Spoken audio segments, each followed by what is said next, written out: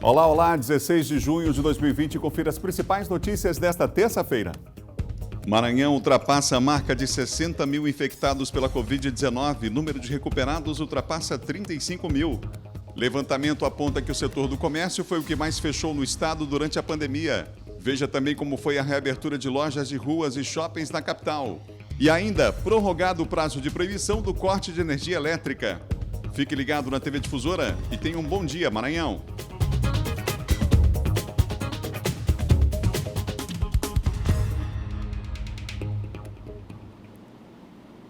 Um ótimo dia para você ligado com a gente em São Luís, em Caxias, Codó, Ceilândia, Imperatriz. Aquele abraço. Daqui a pouco nós vamos mostrar, por exemplo, como é que está a campanha de vacinação contra a febre aftosa lá na região Tocantina, tá bom? Um abraço aos nossos amigos da Imperatriz acompanhando também a nossa programação, ligados aqui no Bom Dia. Vamos mostrar como é que foi a festa na Difusora FM também ontem. Nova programação, nova logomarca, uma festa muito bonita que a TV Difusora, inclusive, transmitiu ao vivo ontem ali no Hora D por volta de meio-dia, tá certo? São 7 horas e 1 minuto, 7 e 1. Vamos atualizar os números relacionados à Covid-19. Aqui no estado, a gente tem aí uma marca significativa e lamentável, mais de 60 mil casos confirmados da Covid. No Maranhão, 35 mil, número de recuperados. E o Eduardo tem ao vivo o último boletim para informar para nós. Eduardo, bom dia. Pois é, Adalberto, muito bom dia a você, bom dia a todos que acompanham o Bom Dia Maranhão. Para ser mais exato, 60.592 casos. Ontem a gente fez aqui a atualização dos dados, estava bem próximo já de 60 mil, 59.952, algo assim, mas bem próximo a 60 mil. Ultrapassamos a marca, infelizmente, de 60 mil casos confirmados, 60.592. Vale lembrar, Adalberto, que isso aqui são casos totais, né? Entre recuperados, óbitos e casos ativos. Tem uma notícia boa aqui, que o número de recuperados, que está em 35.466, é um número muito satisfatório, mais de 35 mil pessoas, cerca de 10 mil, até 10 mil pessoas a mais do que juntando o número de casos ativos, que é o número de pessoas que estão infectadas, e o número de óbitos. Isso aí soma mais de 10 mil pessoas. O número de ativos está em 23.627, que atualmente estão infectados pela Covid-19. O número de óbitos é 1.499, quase 1.500 pessoas. É um número bastante elevado também, que acabaram perdendo a vida. E o número de recuperados, 35.466, bem mais elevado, somado aí o número de casos ativos e também de óbitos. Outro balanço que é bom acompanhar, que é importante acompanhar, segundo o boletim epidemiológico atualizado da Secretaria Estadual de Saúde, na região metropolitana, na ilha de São Luís, nas últimas 24 horas, foram 81 novos casos do novo coronavírus, em Imperatriz 33 novos casos e nas demais regiões, nos outros municípios do interior do estado, 628 casos. Número de testes, mais de 113 mil testes já foram realizados em todo o estado do Maranhão, e aqui a gente chama a atenção, o Maranhão é o terceiro estado que mais testa, segundo o último balanço divulgado, e esses testes estão sendo encaminhados principalmente agora para o interior do estado, onde o número de casos continua bastante crescente. Aqui na ilha ainda crescente, mas deu uma reduzida em relação a 15, 20 dias atrás, então esses testes, grande parte deles está indo para o interior do estado. Inclusive, na semana passada, o governador Flávio Dino declarou aí em coletiva que estava adquirindo mais de 100 mil testes para encaminhar justamente para municípios no interior do estado para fazer justamente essa testagem.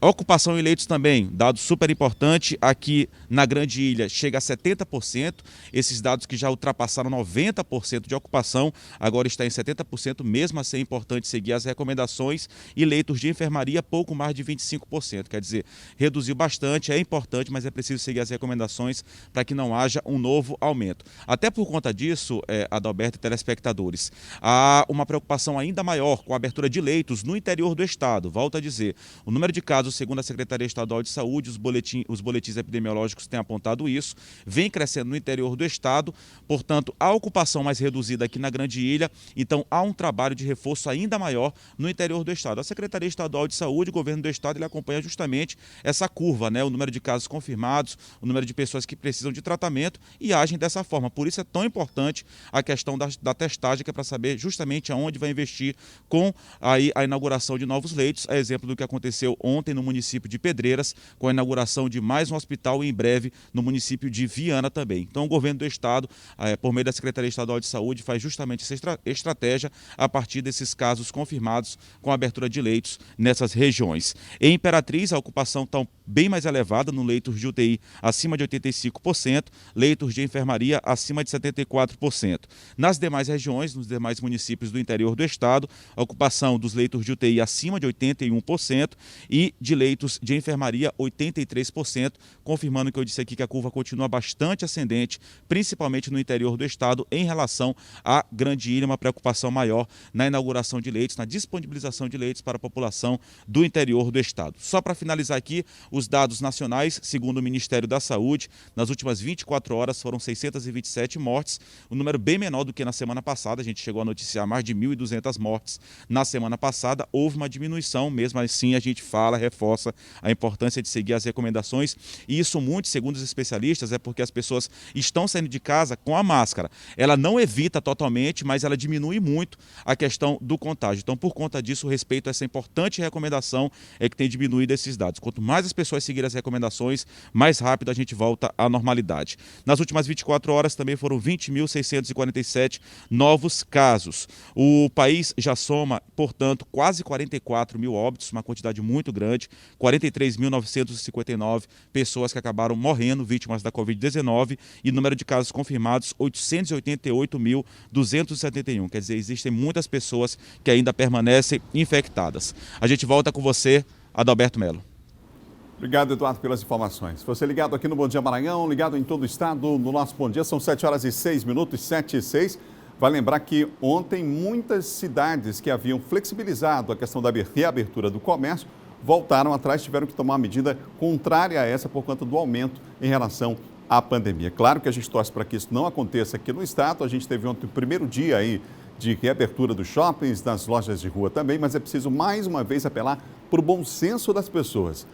Belo Horizonte, Curitiba foram cidades, por exemplo, que tiveram essa flexibilização do comércio e depois tiveram que voltar atrás por conta do aumento em relação à pandemia. Então fica aqui, a gente espera que isso não aconteça, eu repito mais uma vez, nós estamos torcendo, claro, pela saúde de todos, aqui no Maranhão em especial, que é o estado que a gente está, mas pedimos cautela, bom senso às pessoas, saia de casa só se for realmente necessário, uma necessidade extrema. As regras continuam valendo, a gente já vai mostrar, inclusive, como é que foi a volta para casa ontem dos maranhenses aqui na capital, das pessoas que residem aqui na capital, depois desse primeiro dia de flexibilização maior, essa nova etapa na flexibilização de abertura do comércio, tá bom?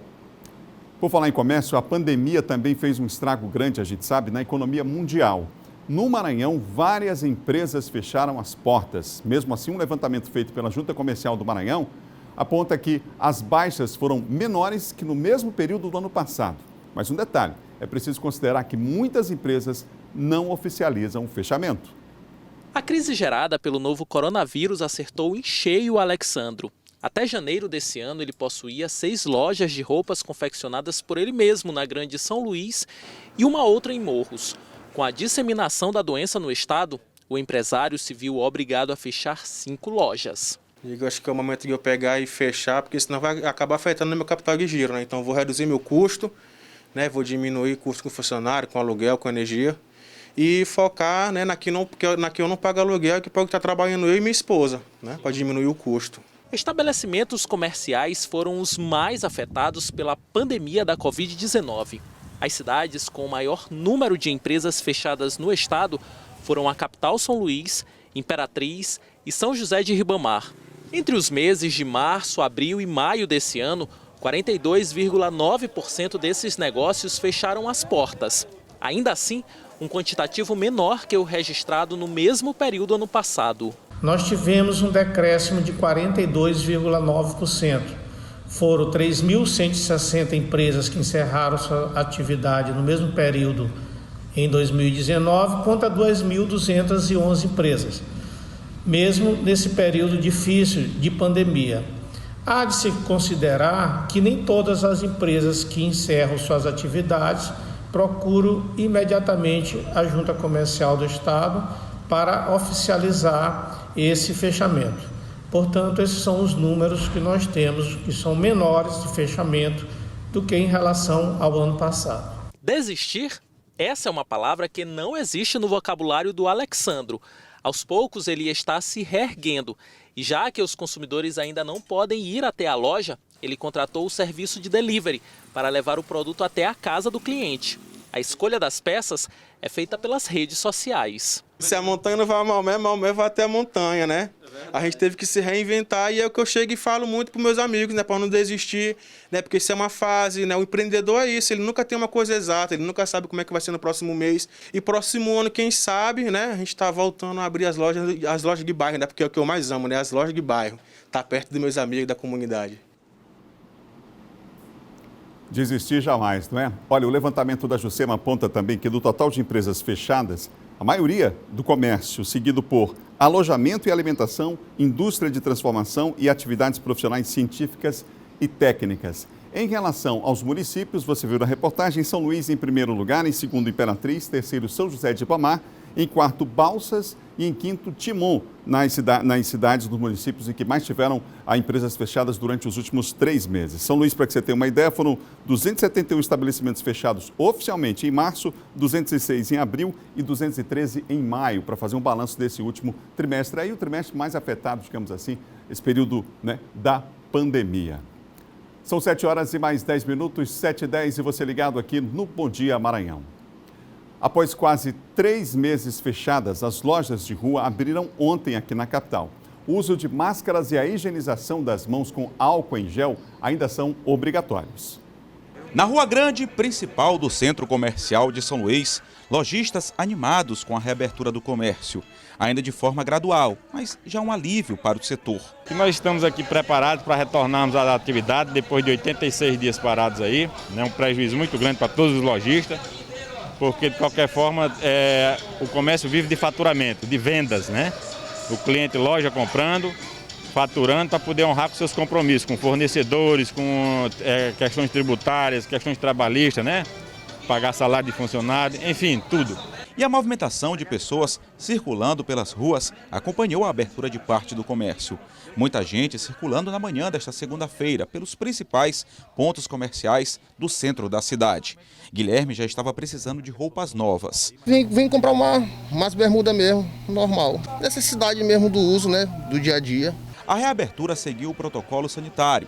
São várias recomendações a serem seguidas. O uso de máscara permanece sendo obrigatório. As lojas devem disponibilizar álcool em gel para os clientes e higienizarem as mãos. Precaução também com os funcionários das lojas, com a utilização de máscaras e até face shields, um protetor facial. Os estabelecimentos comerciais também devem respeitar as regras de distanciamento social e evitar aglomerações dentro das lojas. Os protocolos da vigilância sanitária, estamos com álcool gel na porta das lojas, o face na frente, todo mundo de máscara, a troca de máscara a cada 2 horas, tudo fazendo de tudo para que a gente entre corretamente dentro das expectativas do governo. E os shopping centers da região metropolitana de São Luís também reabriram ontem. No primeiro dia, a movimentação foi considerada pequena e o número de funcionários também foi reduzido, assim como a capacidade de atendimento. Logo na entrada, consumidores se submetem a um protocolo de cuidados que inclui o uso de álcool em gel e a aferição da temperatura. Todos os corredores foram sinalizados para que os clientes saibam em que sentido transitar. Nesse primeiro dia de retorno das atividades, as lojas mais procuradas foram as operadoras de telefonia. Os shoppings em São Luís ficaram quase 90 dias fechados. Nesse período, muitos empresários tiveram que se reinventar e descobrir uma nova forma de oferecer os produtos. Esse foi o caso da Poliana, que possui essa loja voltada para o público feminino. Foi um desafio muito grande, né, para nós, para todos os que são envolvidos no processo, né? A gente tem vendedores, são famílias que a gente, através daqui, são sustentadas. Então, a gente uniu forças, intensificamos a divulgação dos produtos na rede social, o serviço de delivery, a gente implementou, né, e ele está muito forte. Na entrada das lojas, os clientes também vão encontrar uma placa como essa informando o limite de ocupação. Tudo para que se possa evitar qualquer possibilidade de aglomeração. Por enquanto, nada de cinemas, eventos ou funcionamento da praça de alimentação. Para que pudessem reabrir, os lojistas tiveram que se comprometer a cumprir todas as recomendações de segurança. A gente está tendo um cuidado, né, maior, com toda a recomendação da OMS, da vigilância sanitária, que são também o distanciamento entre pessoas, o distanciamento dentro de uma pessoa por 4 metros quadrados, né, exigidos, e as medidas de higienização também, como a asepsia das mãos. Antes, em períodos considerados normais, cerca de 30 mil consumidores circulavam por este shopping center todos os dias. Agora, com o retorno das atividades, esse número será bem menor, de no máximo 9.300 clientes, uma redução de 70%. O momento ainda é de cuidados quando a gente fala de vigilância sanitária, de contaminação e tudo mais, mas a gente acredita que a gente tem um ambiente preparado e seguro para receber aquelas pessoas que precisarem vir ao shopping. Né? Não é o momento de trazer crianças, as pessoas do grupo de risco têm lá o horário preferencial, mas se puder permanecer em casa, fique em casa. A gente não está tendo nenhum tipo de evento no shopping, a gente não está sinalizando nenhum tipo de promoção, porque o momento realmente é para que as pessoas venham ao shopping no caso de necessidade. Deu para entender então, né? Cautela acima de tudo. São 7 horas e mais 15 minutos. Nós vamos ver agora como é que foi a volta para casa ontem à noite das pessoas que circularam na capital no primeiro dia de reabertura das lojas de rua e dos shoppings. Veja. No Complexo Deodoro, paradas movimentadas. Pessoas próximas umas das outras. Todas usando máscaras, mas algumas de forma errada. No terminal da Praia Grande, do lado de fora, a cena se repetia. Mas era do lado de dentro que as filas chamavam a atenção. Teve ônibus que saiu lotado de passageiros, mas boa parte circulava de forma tranquila. Foi a primeira volta para casa após mais uma etapa de reabertura do comércio de serviços não essenciais, como lojas de rua e shoppings, de acordo com o calendário estabelecido pelo governo do estado. Neste ponto, em frente a um shopping na Avenida Professor Carlos Cunha, o reflexo da medida. O fluxo de pessoas aumentou em relação aos últimos meses. Quem depende do transporte público considerou esse retorno tranquilo, mas não abre mão da proteção. Desde março, estou saindo hoje. Pois é. E aí com a máscara o tempo todo? Todo o tempo com a máscara. Os olhinhos lacrimejando aqui, que fica suado um pouco, mas tá tudo bem. Até troco, assim, uso uma, aí depois boto a outra. Principalmente a máscara e usar o álcool em gel. Só esses cuidados. Sem isso não dá. O básico, sem o básico do básico não dá. São 7 horas e 17 minutos, é hora de conferir o nosso giro de notícias. Até sexta-feira, a campanha contra a influenza H1N1 na capital maranhense vacina o público-alvo cujos nomes começam entre as letras H e P. Desde março, 307.040 pessoas foram vacinadas, colocando a cidade acima da meta estipulada pelo Ministério da Saúde. Atualmente integram o público-alvo profissionais das forças de segurança e salvamento, caminhoneiros, profissionais de transporte coletivo, portuários, pessoas com deficiência física, auditiva, visual, intelectual e deficiência múltipla e retardatários. Trabalhadores brasileiros já podem saber quando poderão retirar das contas o Fundo de Garantia por Tempo de Serviço através do saque emergencial do FGTS, que começa nesta semana, com o intuito de ajudar os brasileiros na pandemia do novo coronavírus. A consulta foi liberada pela Caixa Econômica Federal. A consulta do valor e da data do saque emergencial de cada trabalhador está disponível pela internet e pelo telefone. A Receita Federal informou ter recebido um total de mais de 19 milhões de declarações do Imposto de Renda da Pessoa Física 2020. O prazo para que os contribuintes possam juntar os recibos, preencher e enviar o documento termina às 23 horas e 59 minutos, horário de Brasília, do próximo dia 30 de junho de 2020. O governo espera receber cerca de 32 milhões de declarações. Quem declara no início do prazo tem prioridade para receber a restituição, caso não a preencha com erros e omissões. Pessoas com mais de 60 anos com doenças graves ou deficiência física também recebem a restituição primeiro. No próximo bloco, prorrogado o prazo de proibição de corte de energia elétrica durante a pandemia. E mais, Silvão Alves atualiza os principais assuntos da área de segurança. Imagens ao vivo você tem agora dos bairros Areinha e bairro de Fátima. Está, portanto, nessa manhã. São 7 horas e 19 minutos na capital de todos os maranhenses. Voltamos já já.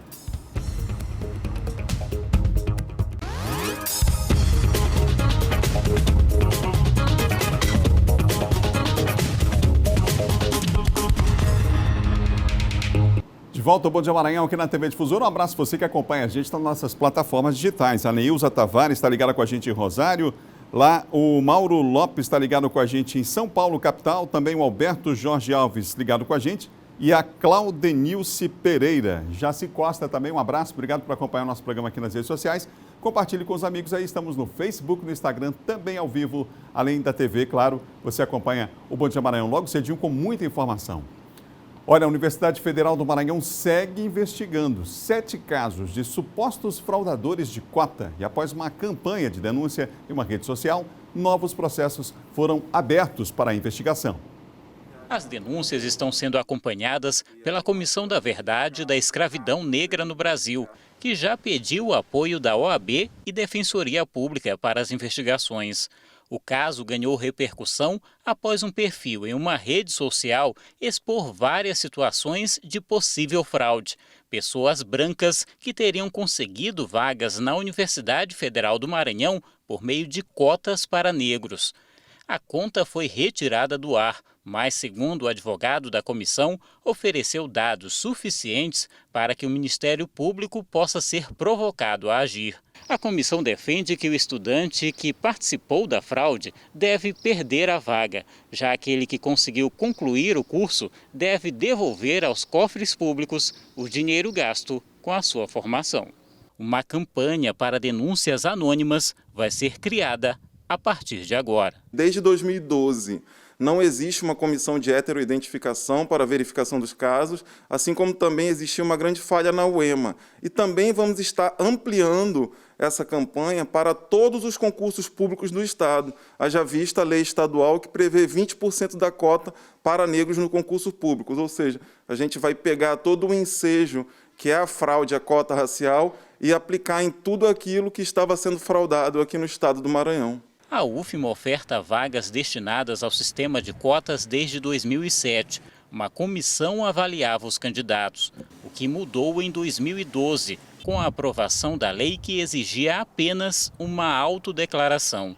O que, segundo a Pró-Reitoria de Ensino, mudou após uma resolução criada no ano passado. Todas as denúncias estariam sendo investigadas. Nós tínhamos 7 denúncias que estavam sendo apuradas. E, a partir de quinta-feira, novas denúncias chegaram e não param de chegar. E queremos esclarecer que todas as denúncias que foram registradas no sistema de ouvidoria da nossa universidade serão apuradas, notificando os alunos denunciados e garantindo a eles amplo direito de resposta, de ampla defesa e do direito ao contraditório.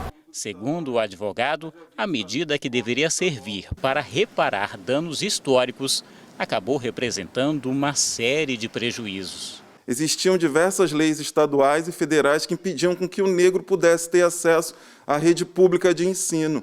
E as cotas foram uma maneira de criar essa igualdade racial no ensino superior. Haja vista que são baixíssimos os números até a implementação de lei de cotas de universitários negros e também em concursos públicos, tanto estaduais quanto federais.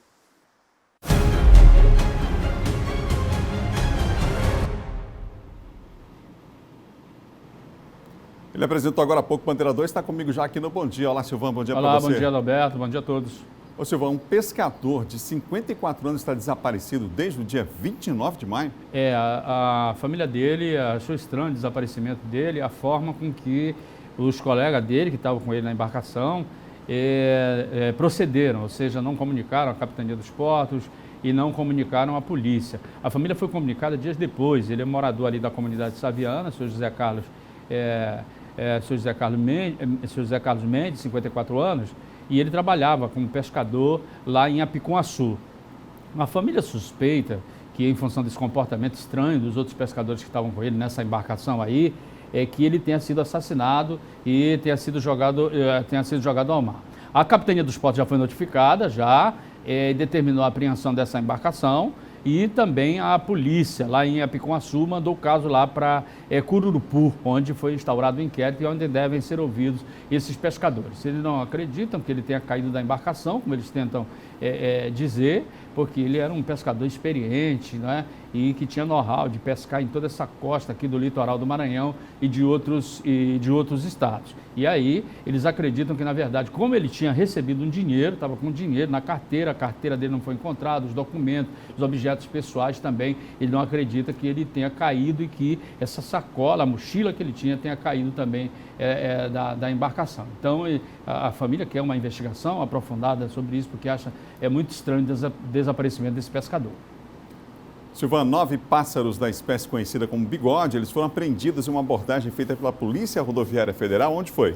Na BR-135, ali no quilômetro 88, no posto da Polícia Rodoviária Federal, em São Francisco. Olha lá, as gaiolas eram 4 gaiolas, e uma gaiola muito pequena, com uma quantidade muito grande de pássaros, não tinha água, não tinha comida.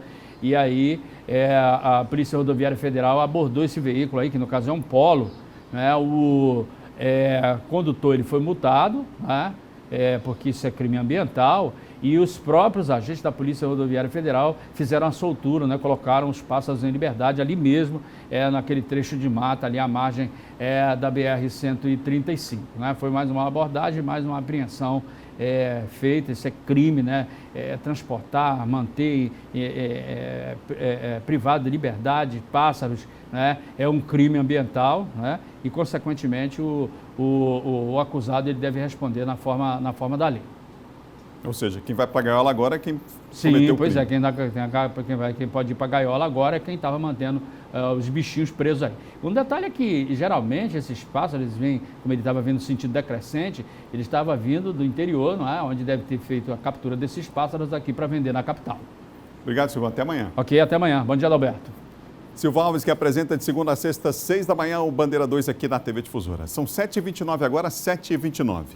A Agência Nacional de Energia Elétrica prorrogou até o fim de julho a proibição do corte de energia elétrica dos consumidores inadimplentes residenciais urbanos e rurais. Eduardo Oriceira tem os detalhes, Eduardo?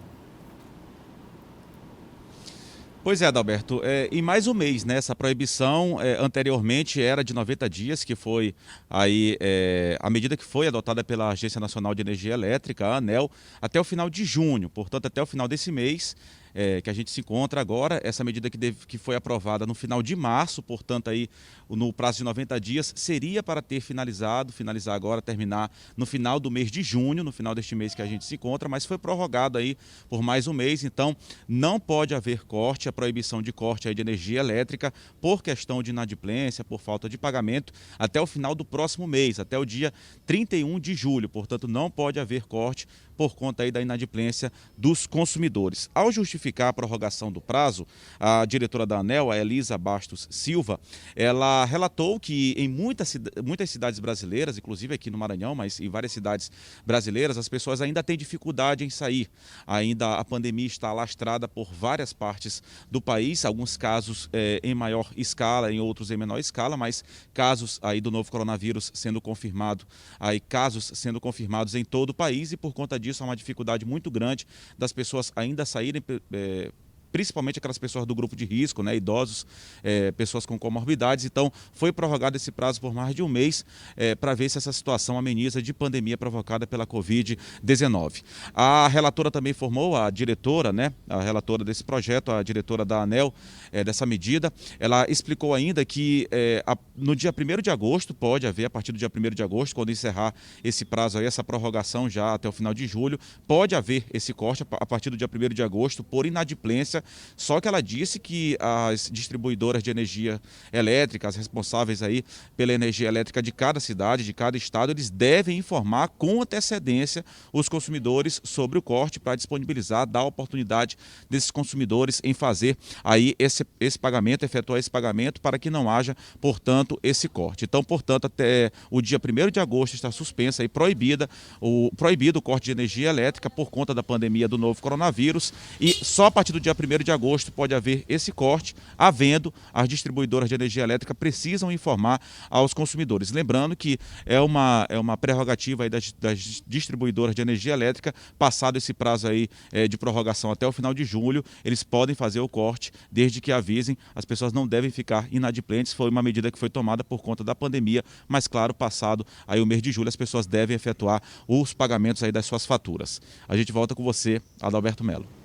Obrigado, Eduardo, pelas informações. Daqui a pouco, Eduardo volta, são 7 horas e 32 minutos, 7h32. Vai até o final deste mês a primeira etapa da campanha de vacinação contra a febre aftosa em todo o estado. Em Imperatriz, a expectativa é imunizar mais de 1 milhão de cabeças de gado. Veja na reportagem. Em Imperatriz, a estimativa é imunizar 1.200.000 cabeças de gado contra a febre aftosa, o equivalente ao total de bovinos e bubalinos na região. Nós já estamos na metade do período que o produtor pode ir à loja agropecuária comprar a vacina e vacinar o rebanho. Não pode esquecer que o prazo é dia 1º ao dia 30 para comprar a vacina e vacinar. Nessa loja, segundo esse veterinário, as vendas estão tranquilas, mas o produtor está indo comprar a vacina. Porém, a maior quantidade é vendida próximo ao fim da campanha. Ele faz o alerta. Além de ser uma zoonose, ela pode ser transmitida para o ser humano. Ela é uma doença que afeta muito economicamente a questão da produtividade, deixando assim um leque muito grande de problemas caso venha acontecer algum surto. Com o objetivo de evitar a disseminação do novo coronavírus, as propriedades rurais não estão sendo fiscalizadas. A ação está sendo realizada apenas em lojas que vendem a vacina, a fim de verificar as notas fiscais, quantidade e temperatura do produto imunológico. Além de vacinar o rebanho, é necessário entregar o comprovante e a nota fiscal de compra das vacinas diretamente no escritório da AGED, a Agência Estadual de Defesa Agropecuária do Maranhão, em que a propriedade está cadastrada. No entanto, devido à crise sanitária, a agência vai oferecer atendimento agendado e online por meio do site www.aged.ma.gov.br. Normalmente o prazo é no máximo 15 dias, mas por conta, para exatamente evitar a aglomeração nos escritórios da AGED, foi prorrogada a comprovação até o dia 31 de agosto. Então a vacinação é só esse mês, mas o produtor tem um prazo aí maior para procurar os escritórios da AGED para fazer essa comprovação. Em todo o Maranhão, o rebanho chega hoje a cerca de 8.200.000 cabeças de gado, que devem ser vacinados em 2 etapas. A segunda etapa está prevista para novembro, caso não haja adiamento devido à pandemia. A Agência Estadual de Defesa Agropecuária do Maranhão já começa a preparar o setor para a retomada do Plano Estadual de Regularização das Cadeias de Produtos de Origem Animal. Além de garantir a saúde de quem consome, o objetivo é ajudar a regularizar a situação das empresas.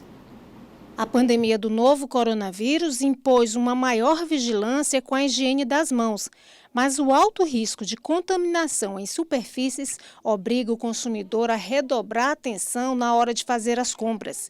Esta nutricionista alerta que as medidas de segurança começam antes mesmo de sair de casa.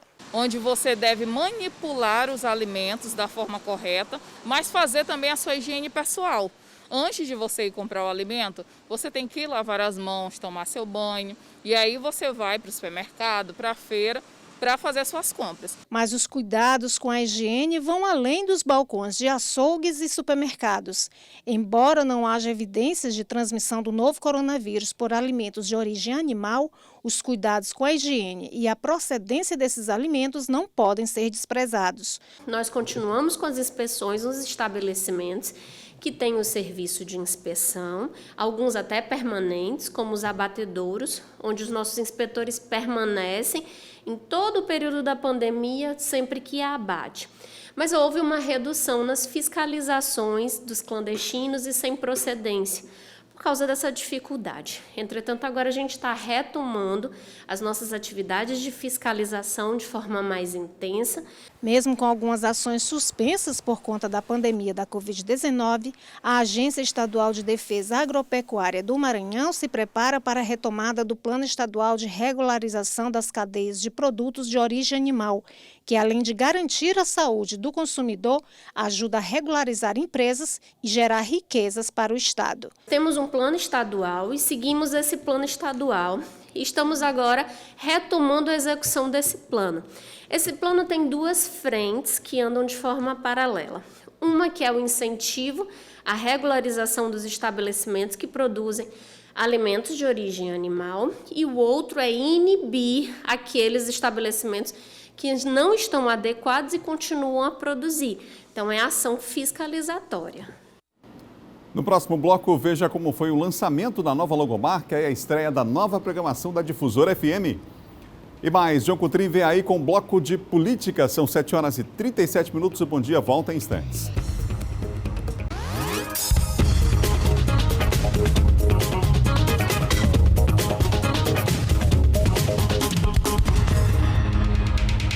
São 7h40, você ligado aqui na TV Difusora. Um abraço pessoal que acompanha a gente nas redes sociais. Hudson Pereira, o Raimundo Neto, a Iraneide Oliveira, que está aí em Itapecuru-Mirim.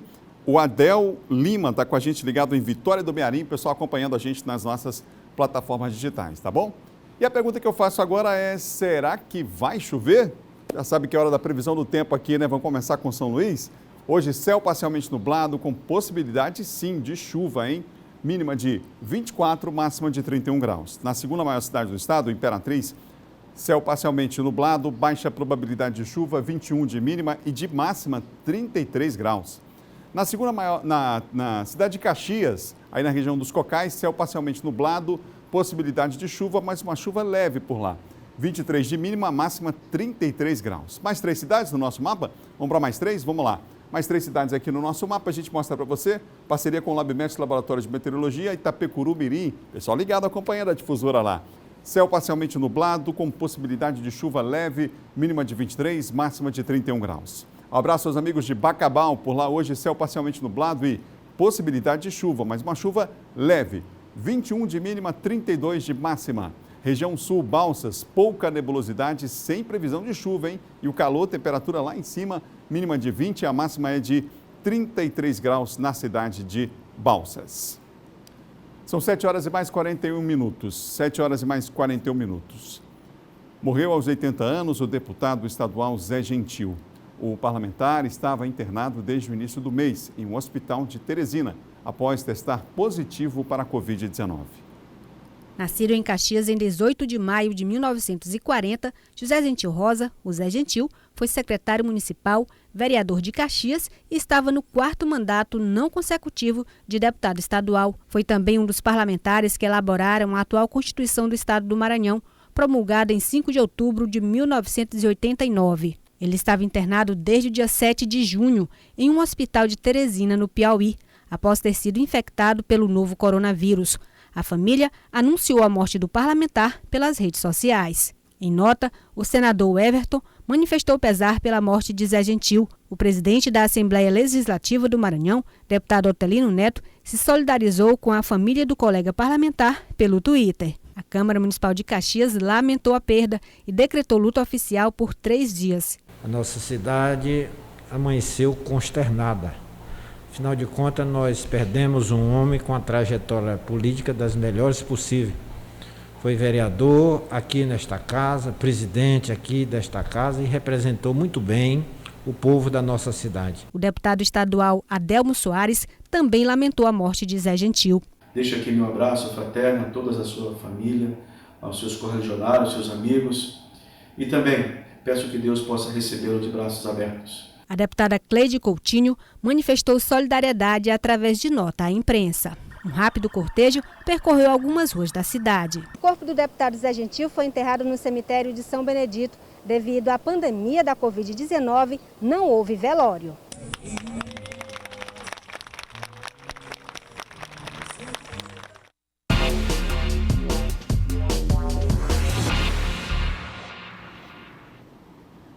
Comigo o João Coutrin. João, o governo do estado também lançou nota de pesar pelo falecimento do deputado e ontem o prefeito de Caxias alertava as pessoas, cuidado com a aglomeração. Quer dizer, né, é mais um alerta então de quem perde um ente querido aí durante essa pandemia. O prefeito de Caxias, o Fábio Gentil, bastante consternado ontem, viu, Adalberto? E ele falava justamente sobre isso, né, que as pessoas tomem o máximo de cuidado possível.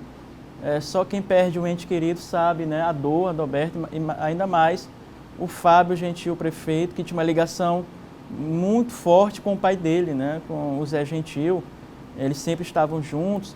O próprio Zé Gentil voltou à cena política, né, estava no 4º mandato político, 4º mandato de deputado estadual, por conta aí do próprio Fábio, né? Ele já estava praticamente, né, fora da política, mas o Fábio aí estimulou a volta dele. Ele foi muito bem votado, mais de 60 mil votos, Adalberto, no Maranhão, né?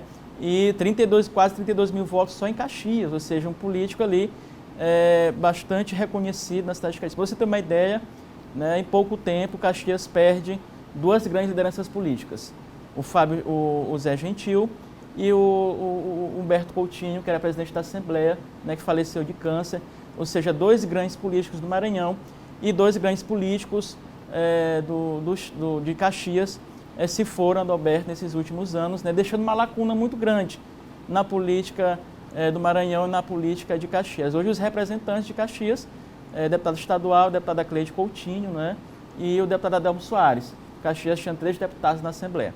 E falando em Assembleia, por conta disso, Adalberto, assume efetivamente, né, o mandato, por conta da morte do deputado Zé Gentil, assume efetivamente o deputado Edivaldo Holanda, que era o primeiro suplente.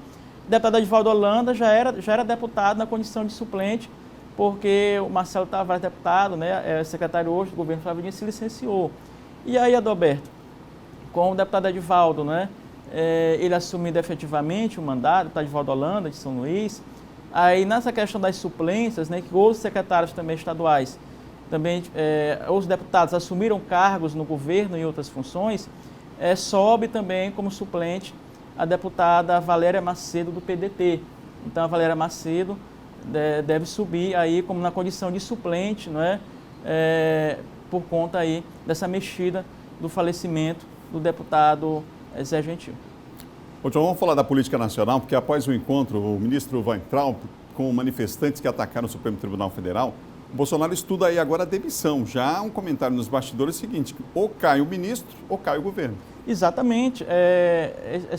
Esse tensionamento, né, provocado pelo ministro no final de semana, pelas declarações que ele deram, ele endossou as declarações daquela reunião ministerial, né, Adalberto?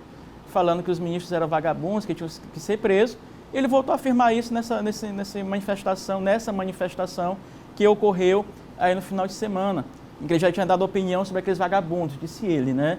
E isso irritou bastante, mais uma vez, o STF, quando se tentava uma harmonia, né, uma paz, por conta desse belicismo, desse tom beligerante aí entre os dois poderes.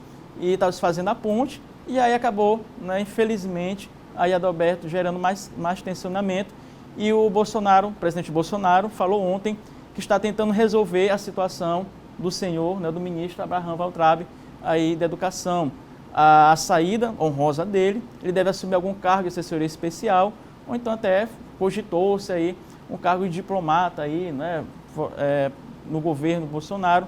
Isso é uma possibilidade. Ele que ontem, inclusive, Adalberto, o ministro da Educação, ele não conseguiu aí, né, um pedido para que ele fosse retirado aí do inquérito das fake news, mas o STF já formou maioria para que ele permaneça nesse inquérito das fake news e ameaça membros da corte. Então ele continua nesse processo, o que é mais desgastante ainda para o governo do presidente Bolsonaro. Se quiser, né, paz, harmonia, ele aí, Adalberto, precisa demitir o ministro da Educação, que já foi até um pedido também do próprio presidente da Câmara, Rodrigo Maia, e de outros políticos também.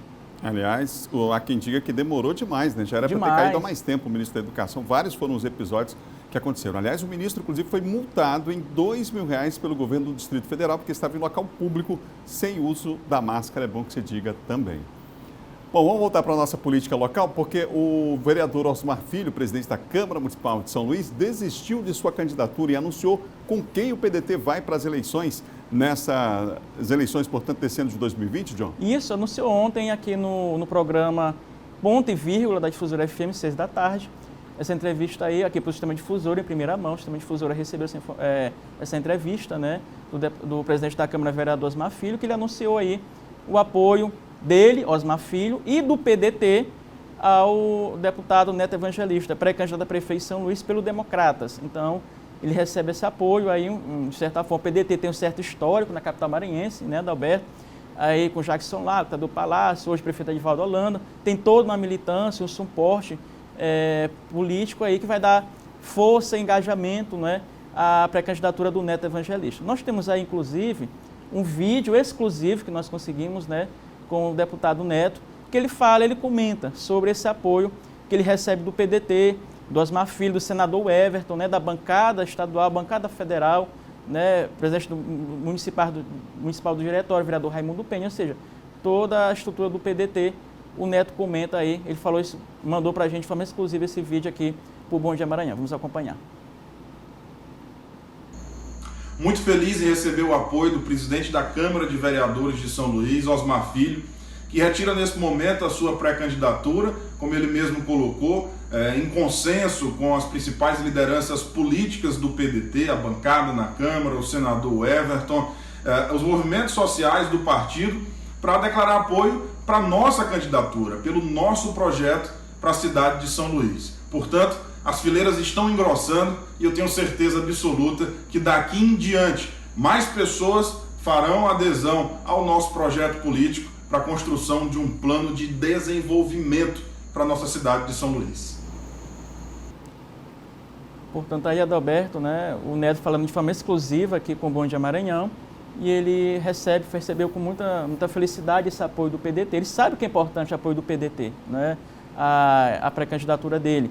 E além do PDT, ele deve somar também, né, receber aí adesões de outros partidos, de outras lideranças políticas, vem conversando, inclusive o PTB, do deputado federal Pedro Lucas Fernandes, pode ser mais um apoio, né, estão conversando também, e outras legendas aí ligadas mas esse campo aqui democrático, popular, de esquerda, deve também se somar à candidatura do Neto Evangelista. Então o Neto aí, ele ganha um reforço importante, Adalberto, né? E agora é trabalhar isso, né? Trabalhar em relação ao prefeito Edivaldo Holanda Júnior. O Osmar disse que ainda não sabe o posicionamento dele, o prefeito Edivaldo é do PDT, né? E ainda não se sabe como ele se posicionará no momento certo. O prefeito Edivaldo está focado apenas na gestão nesse momento, não falar de política, mas no momento certo o prefeito Edivaldo Holanda deve se posicionar em relação ao candidato dele aqui em São Luís. O Osmar não deu pistas, não falou, mas pode ser que apoie o Neto Evangelista. Então aí, portanto, o PDT sacramentando aí seu destino. E também o próprio Osmar falou ontem em relação a vice, que não é uma prioridade do PDT indicar vice, porque tem outros partidos também que já estão nessa coligação, nesse bloco, e podem indicar um outro nome, né? Então não é uma prioridade do PDT ter que indicar a vice para fechar aí apoio ao Neto Evangelista. Ô João, para fechar, o governador Flávio Dino empossou ontem o procurador de Justiça Eduardo Nicolau no cargo de Procurador-Geral de Justiça, Ministério Público do Estado do Maranhão, portanto, para o BM 2020-2022. Empossou, né, o Eduardo Nicolau, né, ele vai ficar até 2022 e é importante destacar nesse momento o seguinte, Adalberto, né?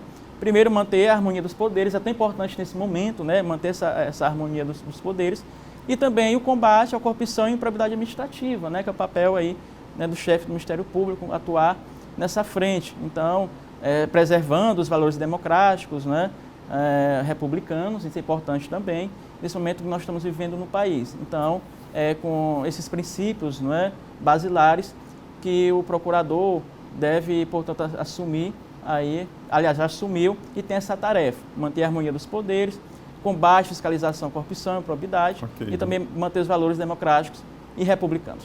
Obrigado, John. Até amanhã.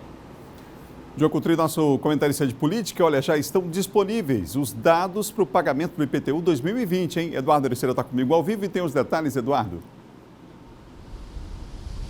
Pois é, Adalberto, desde essa segunda-feira, né, dia 15 deste mês, desde ontem, já está disponível aí para as pessoas que quiserem obter os valores a serem pagos aí por meio do IPTU 2020, que é o Imposto Predial e Territorial Urbano. Lembrando que a grande maioria desse pagamento será feito, maior parte será feita até por conta da pandemia. No ano passado já foi assim, esse ano especificamente também por conta da pandemia, por meio aí da internet, pelos meios digitais. Lembrando que a pessoa que quiser ter acesso a informações mais detalhadas a respeito do IPTU 2020 pode acessar o site www.semfaz.sãoluís.ma.gov.br. A exemplo do ano passado, como eu disse, nesta edição, o carnê poderá ser emitido por meio digital, aí pelo site da Semfaz, ou então pelo atendimento digital via aplicativo de mensagens de celular ou ligação. A gente lembra que a primeira parcela, ela vence no dia 7 de julho. mas ainda está acontecendo atendimento presencial. A gente percebe que algumas pessoas, inclusive já aqui na porta da Secretaria Municipal da Fazenda, na Avenida Kennedy. Lembrando que o atendimento presencial, o contribuinte deverá marcar previamente o atendimento e acontecerá aqui na sede da Senfaz, na Avenida Kennedy, no bairro de Fátima. Mas se a pessoa quiser e puder optar pelos meios digitais, é bem mais importante, lembrando que se for pago em cota única, a pessoa tem 15%, o contribuinte tem 15% de desconto. A gente volta com você desejando uma ótima terça-feira a todos. Adalberto Mello. Obrigado, Eduardo, pelas informações. Olha, gente, foi dada a largada para a nova programação da rádio mais antiga do estado. A Difusora FM agora conta com uma nova marca e um site recheado de muita informação e entretenimento para os ouvintes. Uma manhã movimentada e cheia de novidades. Depois dos últimos ajustes, ao meio-dia em ponto, a programação da Difusora FM foi ao ar. Tamo junto, tamo na Difusora. A partir de agora, ligação Difusora, a sua Difusora FM. E uma programação mais despojada e ainda mais acessível para os ouvintes pediu uma comemoração à altura. Transmitido ao vivo pelas redes sociais e pelo site, o programa Ligação Difusora deu as boas-vindas para o público. Então, o horário é do meio-dia às 3 da tarde, com muita interação, muita participação dos ouvintes, muita orientação de trânsito, enquetes e promoções. A todo momento, muita promoção. A programação do formato atual da 94.3 traz sucessos, entretenimento, informação e, claro, novos nomes para o rádio. A integração com o jornalismo ficou ainda mais forte, gerando conteúdo em toda a grade. O Maranhão está ganhando muito, porque o Sistema Difusora traz hoje essa unificação de linguagens, onde a gente tem esse conteúdo, que é a notícia direta com informação, unindo imagem, e agora, né, com essa associação direta ao rádio. E aí vem com uma proposta muito mais forte, que é o objetivo principal de informar quem está em casa, quer seja esse ouvinte de rádio, quer seja o telespectador.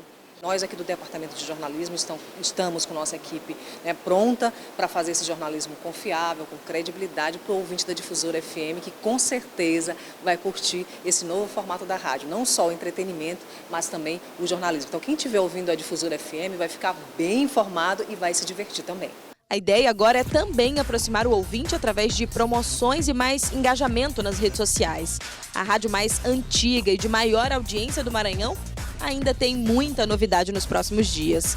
Tenho mais uma novidade que vai acontecer na Difusora no mês de julho. E eu gostaria que todo mundo, todos os ouvintes, ficassem ligados aqui na Difusora FM, que temos mais um lançamento, mais um upgrade na programação da Difusora FM. Essa semana é uma semana de novidades, de lançamento na Difusora FM, uma série de retornos na TV Difusora, né? E a gente espera agregar valor, inclusive, para os nossos parceiros comerciais.